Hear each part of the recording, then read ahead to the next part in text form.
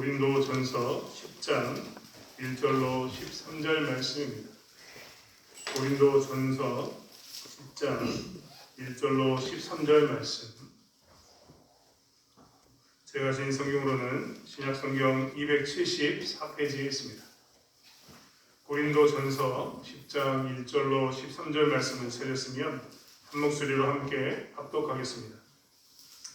형제들아, 나는 너희가 알지 못하기를 원하지 아니하노니 우리 조상들이 다 구름 아래에 있고 바다 가운데로 지나며 모세에게 속하여 다 구름과 바다에서 세례를 받고 다 같은 신령한 음식을 먹으며 다 같은 신령한 음료를 마셨으니 이는 그들을 따르는 신령한 반석으로부터 마셨음에 그 반석은 곧 그리스도시라. 그러나 그들의 다수를 하나님이 기뻐하지 아니하셨으므로 그들의 광야에서 멸망을 받았느냐. 이러한 일은 우리의 본보기가 되어 우리로 하여금 그들이 악을 즐겨하는 것 같이 즐겨하는 자가 되지 않게 하려 함이니 그들 가운데 어떤 사람들과 같이 너희는 우상 숭배하는 자가 되지 말라. 기록된 바 백성이 앉아서 먹고 마시며 일어나서 뛰논다 함과 같으니라. 그들 중에 어떤 사람들이 음행하다가 하루에 23,000명이 죽었나니 우리는 그들과 같이 음행하지 말자. 그들 가운데 어떤 사람들이 주를 시험하다가 뱀에게 멸망하였나니 우리는 그들과 같이 시험하지 말자. 그들 가운데 어떤 사람들이 원망하다가 멸망시키는 자에게 멸망하였나니 너희는 그들과 같이 원망하지 말라. 그들에게 일어난 이런 일은 본보기가 되고 또한 말세를 만난 우리를 깨우치기 위하여 기록되었느냐. 그런즉 선줄로 생각하는 자는 넘어질까 조심하라. 사람이 감당할 시험 밖에는 너희가 당한 것이 없나니 오직 하나님은 미쁘사 너희가 감당하지 못할 시험 당함을 허락하지 아니하시고 시험 당할 즈음에 또한 피할 길을 내사 너희로 능히 감당하게 하시느니라. 아멘.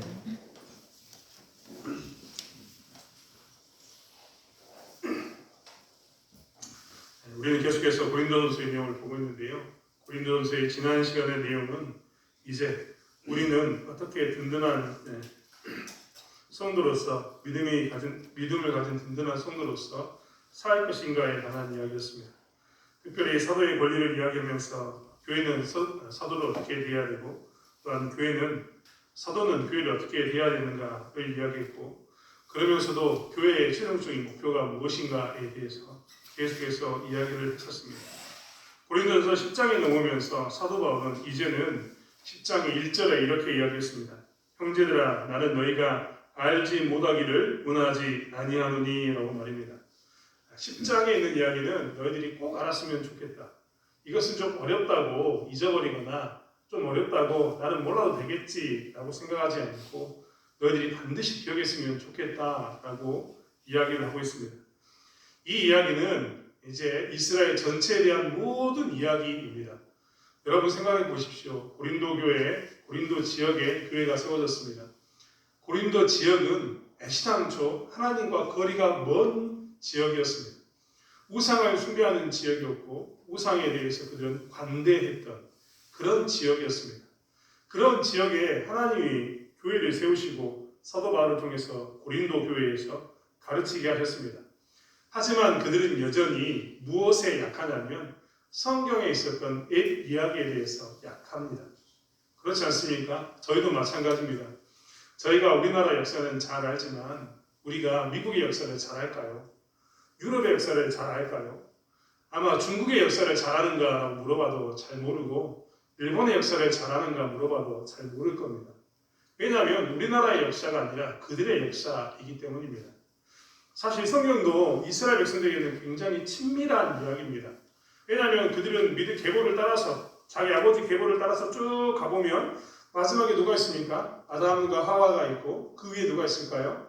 하나님이 있습니다.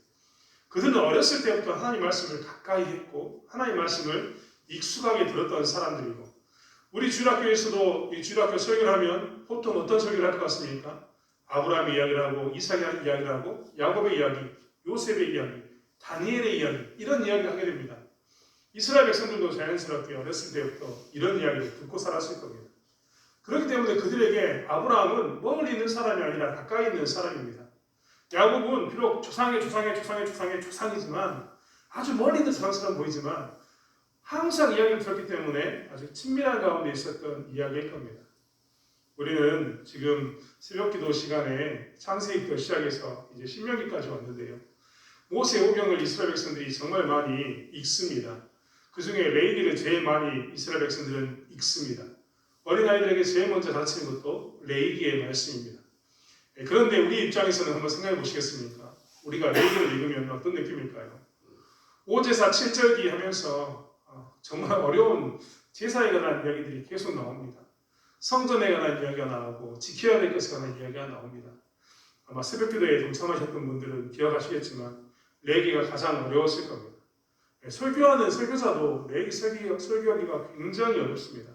복잡하고 많은 것을 알아야 되기 때문입니다. 그런데 이스라엘 백성들은요, 어렸을 때부터 가장 어린 아이 때부터 레위기를 읽게 하고 암송하게 합니다. 그러니까 그들에게 있어서는 우리가 가장 어렵다고 하는 그 말씀도 아주 가까운 말씀이었고 친밀한 말씀이었습니다. 하지만 고린도 지역에 있는 사람들에게는 어떤 느낌이었을까요? 아마 우리가 느끼고 있는 느낌 그대로였을 겁니다. 아니, 오제사를 본 적이 있었어야죠. 번제, 화제, 소제, 화목제, 수건제, 이름도 생소한 이런 이야기를 이야기하면 알겠습니까? 당연히 모르겠죠. 그들에게 만약에 성경의 어떤 구문을 꺼내가지고 아브라함, 이삭, 야곱을 이야기하고 다니엘을 이야기하고 에스더를 이야기한다면 그들이 잘 알겠습니까? 익숙하지 못하겠지요. 그들에게는 이런 이야기를 끄집어내는 것이 굉장히 어려운 이야기가 될 법도 합니다. 그래서 사도 바울은 특별히 강조하고 있는 겁니다.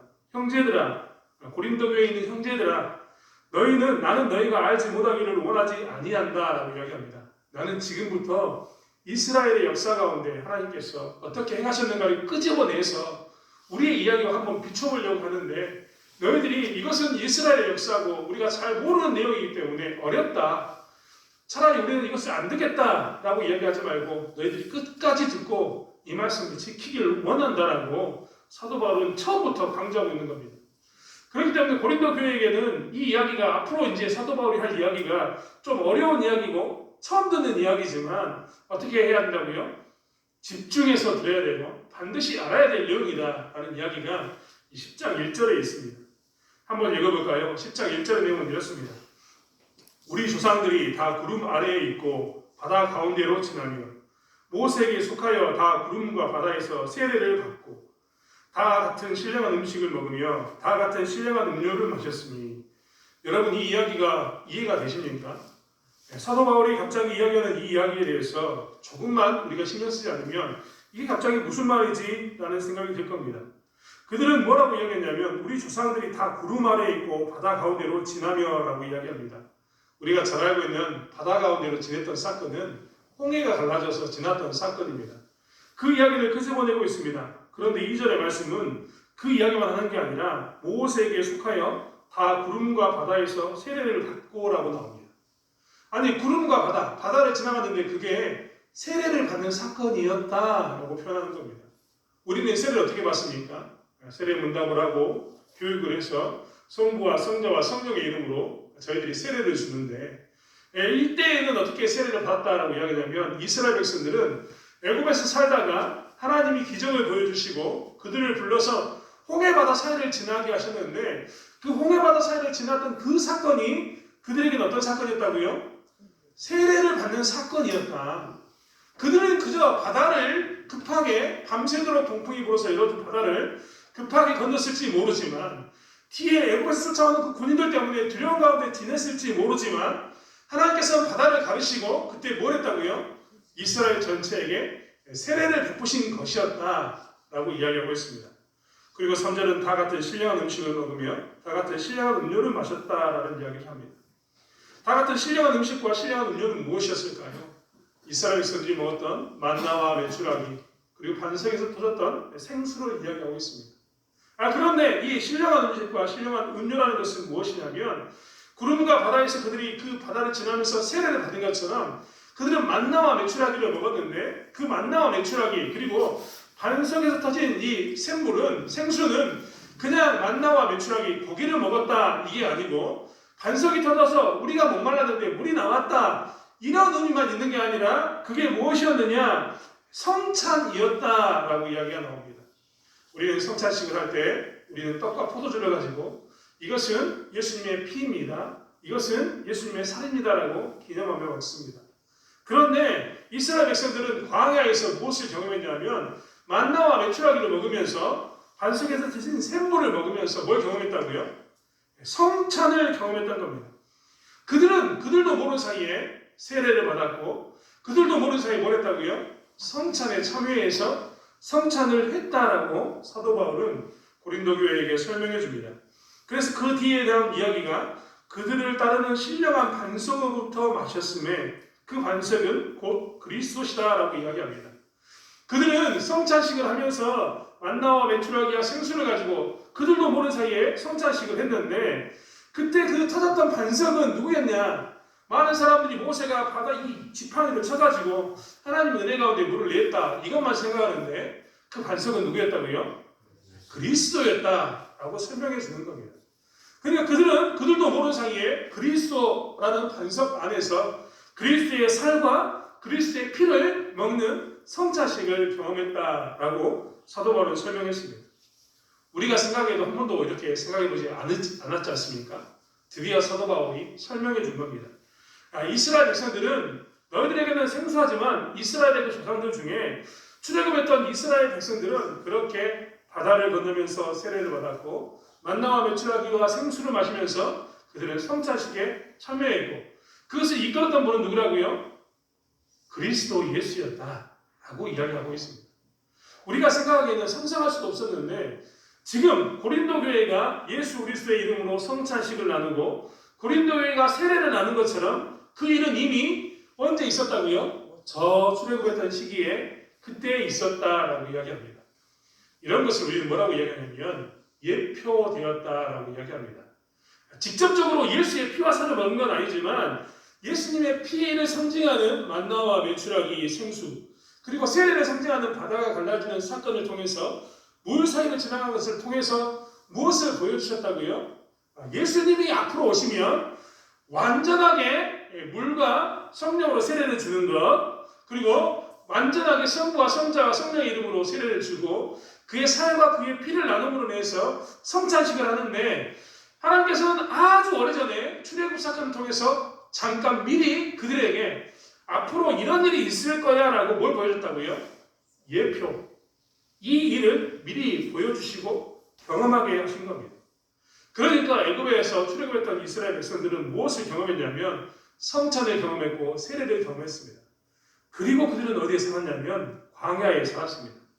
사도 바울은 다시 한번 설명합니다. 5절의 말씀은 그러나 그들의 다수를 하나님이 기뻐하지 아니하셨으므로 그들이 광야에서 멸망을 받았느니라. 그들은 세례도 받고 성찬식에도 그들이 모르는 사이에 동참했지만 부지불식간에 동참했지만 광야에서 어떻게 됐다고요? 다 멸망받았다. 대부분의 사람이 죽었다라고 설명합니다. 우리가 잘 알고 있는 것처럼 아직 철이 들지 않아서 그들이 원망하고 불평했던 것을 몰랐던 다음 세대를 제외하고 어른들은 다 광야에서 죽었습니다. 여호수아와 갈렙을 제외한 모든 사람이 죽었죠. 그리고 가나안 땅에는 이제 그들의 자녀들이 여호수아와 갈렙과 함께 들어갔다라고 성경은 기록하고 있는데 그것을 이야기하고 있습니다. 그러면 이 이야기를 왜 했을까요? 그 이야기를 했던 이유에 대해서 6절에 기록하고 있습니다. 이러한 일은 우리에게 본보기가 되어 우리로 하여금 그들이 악을 즐겨하는 것 같이 즐겨하는 자가 되지 않게 하려 함이니 11절의 말씀도 한번 볼까요? 11절의 말씀 그들에게 일어난 이런 일은 본보기가 되고 또한 말세를 만난 우리를 깨우치기 위하여 기록되었느니라. 지금 광야에 관한 이야기, 세례에 관한 이야기를 하고 성찬식에 관한 이야기를 하고 있습니다. 그리고 그들이 멸망받았다라는 이야기를 하고 있습니다. 왜 이 이야기를 끄집어냈다고요? 너희들이 이 이야기를 통해서 무엇을 알았고요? 이렇게 하면 안 되는구나. 이렇게 해야 되는 삶이 아니라 저렇게 살아야 되는구나라는 본보기를 가져라 라고 이야기하고 있다는 겁니다. 너희들이 그렇게 가면은 분명히 이스라엘처럼 멸망당할 테니까 그 길을 피해서 어떻게 하라고요? 멸망당할 길로 가지 말고 세례와 성찬에 동참했던 너희들이 은혜 입은 자로서 어떻게 하라고요? 든든히 설 수 있는 곳으로 가라. 이 말이 나와 있습니다. 그렇다면 이스라엘 백성들은 광야에서 이렇게 세례와 성찬에 동참했음에도 불구하고 광야에서 왜 멸망했을까요? 사도 바울은 7절부터 다시 한번 계속해서 멸망당한 이유를 설명하고 있습니다. 그들이 멸망당했던 근본적인 이유는 첫 번째 무엇이냐면 7절에 그들 가운데 어떤 사람들과 같이 너희는 우상 숭배하는 자가 되지 말라. 기록된 바 백성이 앉아서 먹고 마시며 일어나서 뛰논다 함과 같으니라. 이 말은 무엇이냐면 이스라엘 백성들이 무엇에 동참했냐면 우상 숭배하는 자가 되었다라고 이야기하고 그들이 광야에서 우상을 숭배했기 때문에 그들은 멸망받는 자가 되었다라고 이야기하고 있습니다. 즉 너희들이 앞으로 이스라엘 백성들의 이야기를 들으면서 너희들의 삶 가운데서 이렇게 살아서는 절대 안 되는 게 있는데 그 첫 번째가 뭐라고요? 우상 숭배에서는 절대 안 된다라고 이야기합니다. 그 우상 숭배에 대해서 이야기하면서 먹고 마시며 일어나서 뛰논다 이렇게 표현했습니다. 이 말은 우상 숭배에 대해서 소극적으로 어쩔 수 없이 끌려가가지고 어머니가 끌고 오니까 어쩔 수 없이 내가 끌려가가지고 앉아가지고 나는 정말 드리기 싫은데 우상 숭배하는 자리에 가 있었다 이런 이야기가 아닙니다. 우상 숭배하면 내가 좋을 것 같아서 우상 숭배하는데 적극적으로 뛰어들어가지고 어떻게 했습니까? 같이 춤을 추면서 뛰었습니다. 이 말은 무엇이냐면 빨리 우상이 우리에게 임하기로 한다. 우상의 능력이 나에게 오기로 한다. 지금 우상을 바라보고 있는 사람들이 춤을 추면서 우상이 오기를 막 바라고 있는데 자기도 그 안에 뛰어들어서 어떻게 했다고요? 나도 우상 숭배하는 자처럼 막 뛰면서 우상이 진짜 있는 것처럼 행동하고 우상의 능력을 받기를 바라는 귀신의 힘을 빌리기를 원하는 그 자리에 있었다는 겁니다. 마치 우리나라에서 무당을 불려서 구술하는 것처럼 그러한 자리에 적극적으로 동참했음을 이야기합니다. 광야에서 그들은 그래서 어떻게 했다고요? 멸망당했습니다. 사도 바울은 이 이야기를 하면서 뭐라고 얘기하냐면 고린도 교회에게 첫 번째로 이야기하는 겁니다. 너희들은 절대 우상을 숭배해서는 안 된다라고 이야기합니다. 그 전에 고린도 교회는 어떤 생각을 가지고 있었다고요? 고린도 교회에 있는 믿음이 있다고 생각하는 사람들은 이런 마음을 가지고 있었다니까요. 야, 우상이 어디 있냐? 하나님밖에 없지 왜 우상이냐? 이 말이 맞는 말입니다. 하나님밖에 없습니다.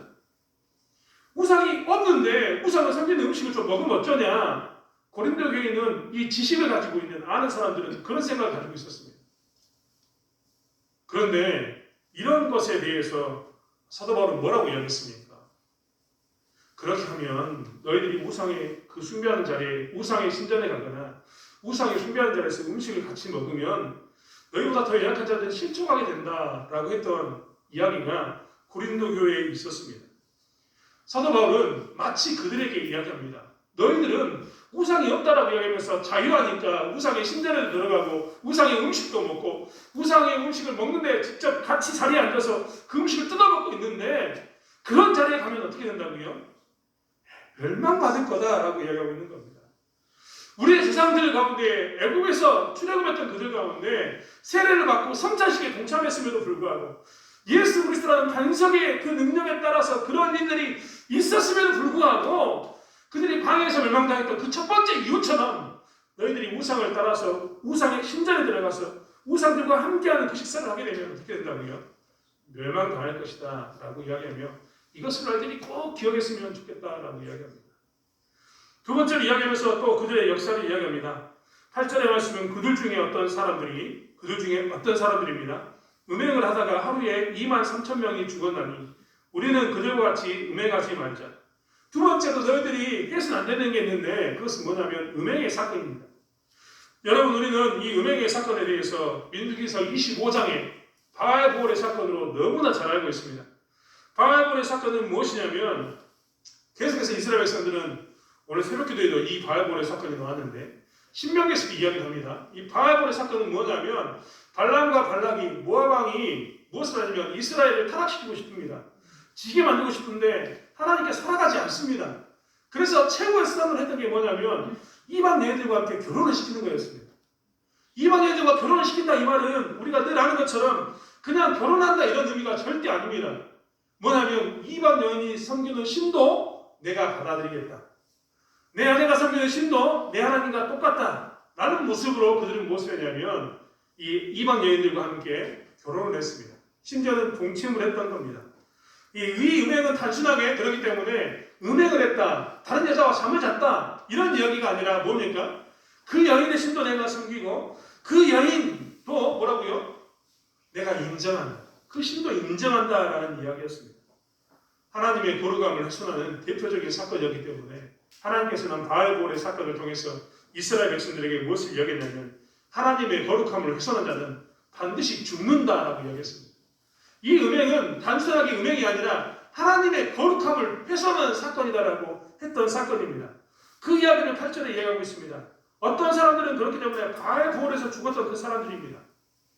하나님의 거룩함을 훼손하는 음행을 하는 일, 즉 지금 고린도 지역에서도 신전에 들어가서 다른 신을 섬기는 이 여자 사제들과 함께 이 음행을 행하면서 동침을 하면서 그들과 함께 지내는 일들이 비일비재했는데 이러한 일을 하면 어떻게 된다고요?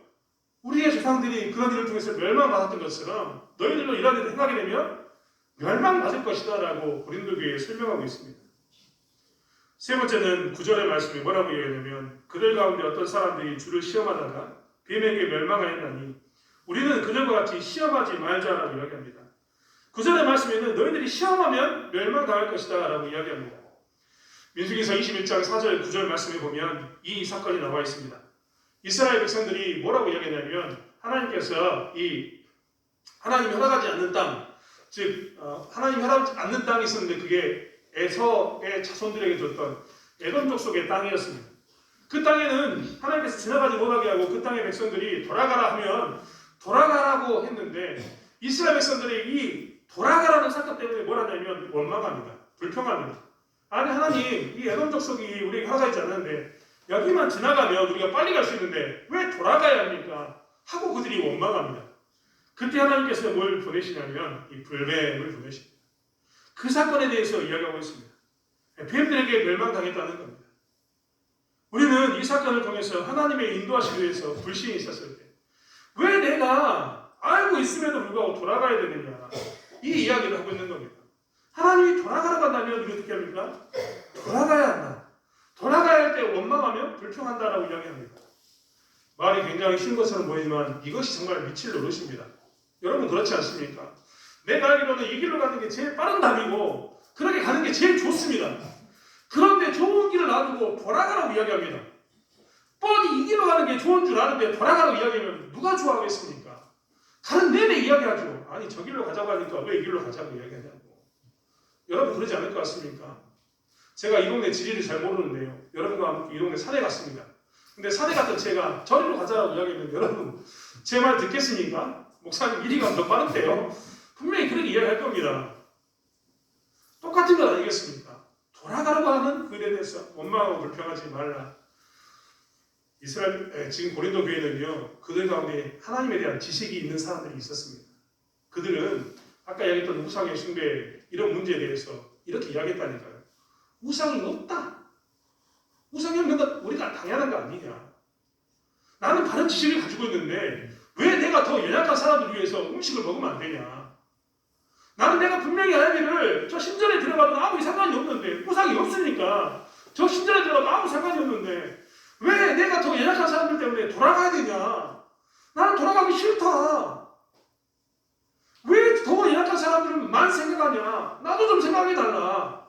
내 신앙은 저들과 달라서 튼튼하기 때문에 나는 우상의 신전에 들어가서 음식을 먹어도 되고 우상의 신전에 들어가면 나는 신앙적으로 아무런 도전을 받지 않는다 라고 이야기하는 자들에게 이야기하는 것이 무엇이냐면 더 연약한 자들 위해서 돌아가는 것에 대해서 원망하면 어떻게 되느냐. 멸망당했다 라고 이야기하면서 멸망당할 것을 이야기하고 있습니다. 네 번째로 이야기하는 것은 무엇이냐면 10절의 말씀이 그들 가운데 어떤 사람들이 원망하다가 멸망시키는 자에게 멸망하였나니 너희는 그들과 같이 원망하지 말라라고 이야기합니다. 이스라엘 백성들은요 광야에서 늘 뭐라고 얘기했냐면 불기둥과 구름기둥이 있었고 만나와 메추라기가 공급되어도 원망했습니다. 하나님 인도하는 길에서 원망 그 자체를 가지고 살았습니다. 조금만 잘못하면 애굽으로 가고 싶다.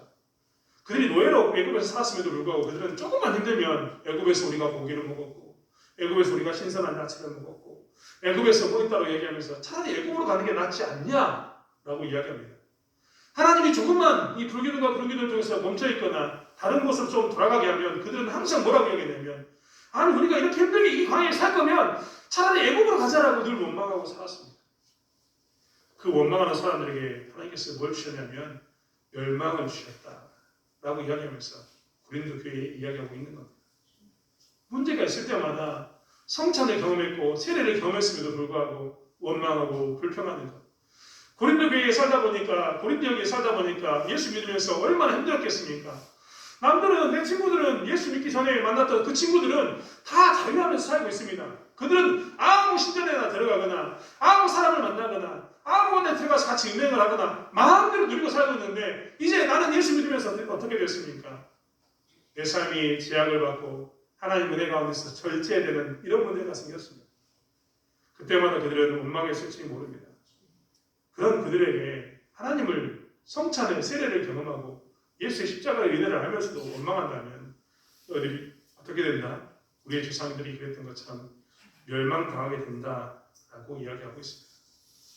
사도 바울은 그래서 이 이야기에 대해서 우리 조상의 이야기이지만 이 이야기는 우리의 이야기다라고 이야기하면서 고린도 교회 너희들이 꼭 알았으면 좋겠다라고 설명했던 겁니다. 12절과 13절의 말씀을 보면요, 우리는 이 말을 누구에게 했는지 좀 더 구체적으로 알 수 있습니다. 12절의 말씀은 뭐라고 하냐면, 그런즉 선줄로 생각하는 자는 넘어질까 조심하라. 오늘 성경은 뭐라고 이야기하냐면 선줄로 생각하는 사람, 이 사람이 더 조심해야 된다는 겁니다. 내가 생각하기에 나는 신앙이 든든하고 신앙이 튼튼해서 저 이제 마음 있는 사람과 달리 나는 신앙이 튼튼해서 어떤 것도 자유하는 삶을 살 수 있는 그 사람, 어떤 신전에 들어가거나 어떤 신전의 음식을 먹거나 어떤 신전에서 은행을 같이 행해도 흔들리지 않는 그 사람, 이 사람이 뭐라고요? 조심해라라고 이야기합니다. 그 사람은 진짜 조심해라. 왜 조심해야 될까요? 그 사람이 이스라엘 백성들이 광야에서 멸망받았던 것처럼 넘어져서 은혜를 잊어버리고, 정말 은혜를 잊어버리고 은혜 받은 자가 쓸모없는 존재, 멸망당하는 존재가 된 것처럼 그러한 존재가 될 수 있으니 뭐라고 이야기하냐면 조심하라 하고 이야기하고 있습니다. 또 그뿐만 아닙니다. 13절의 말씀은 사람이 감당할 시험 밖에는 너희가 당한 것이 없나니라고 표현합니다. 즉 뭐라고 이야기하냐면, 어떤 사람이 조심해야 되냐면, 이 이야기를 반드시 알아야 되냐면, 상황과 환경 때문에 어쩔 수 없지 않습니까? 하나님, 나는 이 시험 가운데서 이런 길을 선택할 수밖에 없었습니다. 내 상황이 우상을 숭배하는 사람과 함께 있지 않으면 안 되고, 그 음식을 먹지 않으면 안 되고, 내가 그들과 함께 같이 음행하지 않으면 안 되는 상황 가운데 놓여 있어서 부득불하게 내가 이 길을 선택했습니다 라는 사람도 뭐라고요? 멸망당할까 조심하라 라고 이야기합니다. 하나님은 사실 그 시험을 그들이 감당하려고 했을 때 뭘 주신다고 이야기하면 능히 피할 길을 주셔서 감당하게 하시겠다라고 이미 길을 준비해놨는데, 하나님 주신 길을 생각해보지도 않고 어쩔 수 없지 않냐고, 이 길밖에 없지 않냐고 이야기했던 그 사람들은 조심해라, 멸망당할까 조심해라라고 이야기하고 있는 겁니다. 사도 바울은 이 이야기를 고린도 교회가 반드시 알기를 원했습니다. 그래서 이러한 일은 우리의 본보기가 되어 우리로 하여금 그들이 악을 즐겨 한 것 같이 즐겨하는 자가 되지 않게 하려 함이라.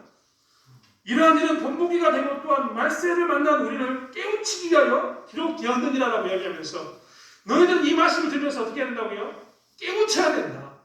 꼭 기억해야 된다. 너희들은 이 말씀을 들으면서도, 우리 조상 이야기가 좀 어렵지만 그 이야기를 분명히 내가 너희들에게 했던 이야기를 들으면서도 이 광야에서 멸망당한 사람처럼 똑같이 멸망당한 일을 행해서는 절대선 안 된다라고 이야기합니다. 고린도에 나는 이 도시에서 살면서 너희들이 신앙 안에서 수많은 문제에 부딪히고 너희들이 어떤 때는 든든히 서 선 것처럼 느끼면서 이야기할 때, 그때 너희들은 조심해라. 방법이 도저히 없다. 고린도 교회에서 하기 때문에, 고린도 지역에서 하기 때문에 방법이 도저히 없다고 이야기하면서 타협하는 너희들도 조심해라 라고 이야기하고 있는 겁니다. 사랑하는 성도 여러분, 사실 우리들도 마찬가지입니다. 이 땅에 살면서 우리들도 어떤 때는 우리가 서 있다고 생각해서 교만할 때가 있습니다. 정말 은혜를 우리가 이렇게 많이 받았는데 은혜를 예수 그리스도의 십자가의 은혜 가운데서 성례와 성찬 이런 것들을 경험하면서 우리가 십자가의 사랑을 받고 예수 믿는 그 은혜 가운데서 우리가 누리고 살았는데 우리 은혜 받은 우리들이 이 땅에 살면서 은혜 없는 것처럼 혹은 은혜 받지 못한 것보다 더 못한 삶을 살 때가 있는 멸망당하는 삶을 살 때가 있다는 겁니다. 그럴 때 우리도 기억해야 될 줄 믿습니다. 이스라엘 백성들이 광야에서 왜 무너졌는가를 기억하면서 오늘날 우리들을 살펴봐야 된다는 겁니다. 고린도 교회는 특별히 이 세례와 성찬 이것을 이야기하면서 예수 그리스도의 은혜를 입었음에도 불구하고 그들이 먼저는 교만해서 선줄로 알았고 두 번째로는 도저히 방법이 없다고 생각하면서 어쩔 수 없다고 타협하는 삶을 살았는데 이러한 삶은 멸망의 길로 간다라고 설명했던 것처럼 우리에게도 성경은 이야기하고 있다는 겁니다. 사랑하는 성도 여러분, 내 신앙의 연주가 깊어졌습니까? 긴 시간 동안 예수를 믿었습니까? 내가 성경 공부를 많이 하고 교회적인 활동을 많이 통해서 많은 것을 들었습니까? 그렇다면 그런 사람은 오늘 12절의 말씀처럼 그런 즉 손들로 생각하는 자는 넘어질까 조심하라라는 말을 기억하길 원합니다. 내가 예수를 믿었음에도 불구하고 예수를 잘 알았음에도 불구하고 그것이 교만이 되거나 그것이 더 연약한 자들을 위해서 낮아지는 그 섬김의 모습으로 섬기지 아니한다면 나는 이미 잘 알기 때문에 그 문제에 대해서 나는 자유하다고 여기면서 나의 자유만을 강조하다 보면 그 사람은 어떻게 된다고요? 넘어집니다. 멸망의 길로 가게 된다는 겁니다. 여러분 우리는 이 말씀을 통해서 더욱더 기억해야 됩니다. 오늘 여러분 우상 숭배에 관한 이야기를 다시 한번 이야기해 볼까요? 오늘 이 말씀을 가지고 설명해 보면 우상 숭배하면서 나는 지식이 있어서 우상이 없다는 것을 알기 때문에 우상에 신전에 가고 음식을 먹는 거에 난 자유에 했던 이 사람이 넘어진다라고 성경은 기록하고 있는 겁니다. 지식을 믿으면서 자기가 배웠던 그 지식을 믿으면서 더 연약한 자들에 대한 그 낮아짐의 사랑을 행하지 않고 더 약한 자들에게 자신의 신앙을 맞춰주지 않고 나는 자유하니까 내 마음대로 살겠다라고 했던 이 사람들은 넘어질 것이다라고 이야기하는 겁니다. 지식이 없어서 넘어지는 게 아니라 지식이 있음에도 불구하고 넘어진다라고 성경은 이야기하고 있습니다. 왜 넘어질까요? 그리스도의 마음을 알지 못하기 때문입니다. 여러분 예수 믿는 사람은요 내가 많이 하는 것, 내가 오랫동안 신앙생활을 하는 것을 강조할 게 전혀 없습니다. 예수 믿는 사람, 신앙이 좋은 사람은요 어떤 사람이냐면 예수님처럼 더 낮은 자리에서 섬기고 더 연약한 자에게 나의 시선을 맞추고 내가 비록 많은 것을 가졌고 많은 것을 배웠지만 나의 모든 것을 내려놓고 그들과 함께 맞추어서 그들과 함께 신앙생활하면서 그들을 이끌어서 하나님 앞으로 데려가는 그 사람이 진짜 신앙 좋은 사람이고 하나님께서 찾는 사람이라는 겁니다. 그렇기 때문에 지식만을 가지고 있는 사람은 넘어질까 조심해야 되는 겁니다. 또한 해보지도 않고 부딪혀보지도 않고 방법이 없다고 이야기하는 사람들도 조심해야 합니다. 사실 이 문제는 저에게는 늘 어렵습니다. 여러분 그렇지 않습니까? 문제가 현실에 커다란 벽처럼 와 있는데 그 문제를 탁 부딪힌다는 것은 사람들이 말할 때 이 바위에다가 계란을 던지는 것처럼 그래 보일 때가 너무나 많습니다. 정말 불가능한 일처럼 보이기 때문에 이 일은 도저히 할 수 없다라고 이야기하는 경우가 너무나 많습니다. 그런데요 기가 막힌 것은 마치 이스라엘 백성들이 요단강을 건널 때 덮개를 가지고 갈라지지 않는 강물 가운데 덮개를 들고 들어가고 난 후에 한참 후에 강물이 멈춰섰던 것처럼 우리가 우리의 발을 담그고 하나님의 말씀을 가지고 앞으로 나아가면 그때서야 하나님께서 멈추게 하시고 그때서야 기적을 보여주시고 그때서야 우리로 감당할 수 있는 그런 길을 내신다는 것을 그때서야 보게 됩니다. 없는 것처럼 보이지만 그때 볼 수 있다는 겁니다. 그렇기 때문에 성경은 우리에게 뭐라고 이야기하냐면 미리 겁을 먹고 미리 안 된다고 선을 긋지만 무엇을 할 것을 이야기하냐면 한 걸음 내디뎌볼 것을 이야기하고 있습니다. 여러분 우리는 그렇지 않습니까? 우리는 사실 이 땅에서 명품이라는 것을 가지고 다니는 것을 즐겨하는 사람들을 많이 보고 있습니다. 왜 명품? 심지어는 청년들도요. 요즘은 그런 애들이 너무나 많습니다. 중고등부 아이들도 그런 아이들이 너무나 많습니다. 왜 생일 선물로 명품 하나 받으면 다른 사람들도 다 가지고 있는데 나도 하나쯤은 가지고 있어야 되지 않겠냐라고 이야기하는 그런 중고등부 친구들 그리고 청년들이 너무나 많습니다. 왜 명품을 가지고 있으려고 할까요? 명품을 가지고 있으면 그 명품이 마치 나를 뭐처럼 만들어주는 겁니까? 명품인 것처럼 만들어줍니다.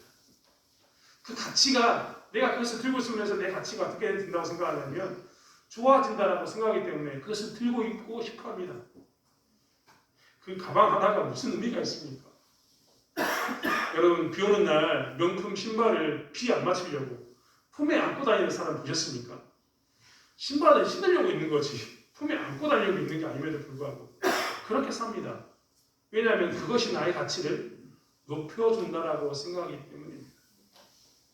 그런데 예수 믿는 우리들이 정말 나의 가치를 높여준다라고 생각해야 할 것은 무엇이냐면 세상이 말하는 정말 그 명품을 거침으로 내 인생을 내 수준을 높이는 게 아니라 불가능한 일처럼 보이는데 믿음으로 내가 그것을 가지고 나갔을 때 하나님께서 길을 열어주시고 문제를 풀어주시는 그 가운데 하나님의 역사심이 내 삶 가운데 나타나면 내 몸에 명품이 걸쳐져서가 내 명품이 아니라 하나님의 능력이 내 삶 가운데 내 삶 가운데 남게 되면 그게 뭐가 되냐면 그게 능력이 되고 그게 하나님으로서의 그 그리스도의 향기를 드러내는 진짜 인간의 아름다움을 드러내는 모습, 신자의 아름다운 모습이 아니겠습니까?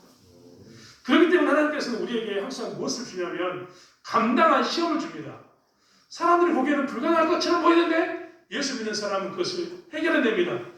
그러면 그때 비로소 세상은 우리를 어떻게 보냐면 저 사람은 그리스도인, 정말 예수로 사는 사람, 하나님은 살아 계시는구나 라는 것을 보게 되는 겁니다. 그러한 것을 살라고 하나님께서는 우리에게 벽처럼 보이는 그런 문제를 주시고 나가라고 하는 것입니다. 그런데 그런 문제가 있을 때마다 안 된다고 타협한다면, 그런 문제가 있을 때마다 가보지도 않고 수상적인 방법으로 생각한다면 우리는 멸망당할까 우리의 삶을 살펴봐야 된다는 겁니다. 사도 바울은 지금 그 이야기를 하고 있습니다. 사랑하는 성도 여러분, 우리는 다시 한번 사도 바울이 너희가 알지 못하기를 원하지 아니한다, 꼭 알았으면 좋겠다라고 했던 이 말씀을 다시 한번 기억하기 원합니다.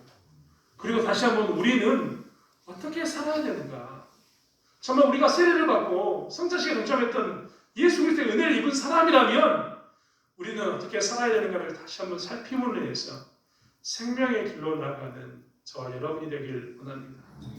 그러한 삶 가운데 하나님의 은혜를 알게 되는 삶을 사는 저와 여러분이 되길 원합니다. 기도하겠습니다. 하나님, 고린도교회에 살기 때문에 어쩔 수 없다라고 말하는 고린도교회 성도들이 있었습니다. 광야에 살기 때문에 어쩔 수 없다라고 이야기하는 이스라엘 백성들이 있었습니다. 그들은 다 멸망당했음을 보게 됩니다. 오늘 우리는 무엇을 알길 원합니까? 무엇을 알아야 합니까? 오늘 고린도교회 성도들의 이야기와 이스라엘의 이야기를 들으면서 우리는 무엇을 향해 나아가야 합니까? 하나님, 우리가 신앙의 연조가 깊고 많은 지식이 있다면 지식을 강조하고 자랑하는 것이 아니라 그 지식 가운데 모든 것을 내려놓고 낮아짐의 자리를 선택했던 예수 그리스도의 사랑을 쫓아서 낮은 자를 섬기며 낮은 자를 위해서 희생하는 길을 기꺼이 가는 삶을 살게 하여 주시옵소서.